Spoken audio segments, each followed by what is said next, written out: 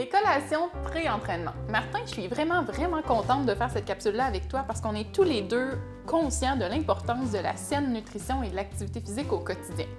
Puis, quand on parle de collations pré-entraînement, c'est important quand même de varier un petit peu ce qu'on va utiliser selon le type d'activité physique qu'on fait et selon le moment dans la journée où on intègre cette routine-là. Il y a quand même deux éléments à retenir qui sont très importants. Premièrement, ça va nous prendre une énergie rapide, donc des aliments qui contiennent des glucides. Quand on parle de glucides, on fait référence au sucre. Ça peut être par exemple une demi-banane, une demi-tasse de jus, une petite poignée de céréales sèches, quelques craquelins ou 2 dattes. Sinon, bien important de réduire les aliments qui sont trop riches en gras, en fibres et en protéines puisqu'ils ralentissent la digestion. Et c'est pas ça qu'on souhaite, hein? On veut avoir de l'énergie au contraire pendant l'entraînement. Donc on évite tout ce qui est fromage, charcuterie, les repas copieux avec une grosse quantité de protéines, là, donc trop de viande par exemple. Puis quand je dis pas trop de fibres, là, 2 tasses de crudités puis des légumineuses, c'est pas l'idéal avant d'aller s'entraîner. Donc Martin, qu'est-ce que tu prends toi avant d'aller t'entraîner? Andréane, c'est sûr que tout le monde a un type d'entraînement différent. Fait que moi, aujourd'hui, je suis content de te présenter exactement ce que je prends avant une course, par exemple, ou avant un entraînement en montagne.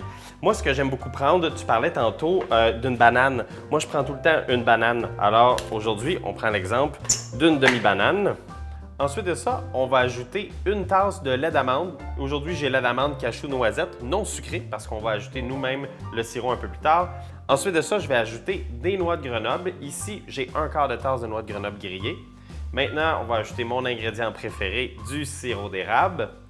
Et on pourrait aussi se faire une version avec un espresso pour avoir, juste un petit kick avant d'aller courir. Et en même temps, c'est tellement bon, un bon espresso. On pourrait aussi le boire comme ça. Oh, délicieux! Il nous reste juste à mélanger.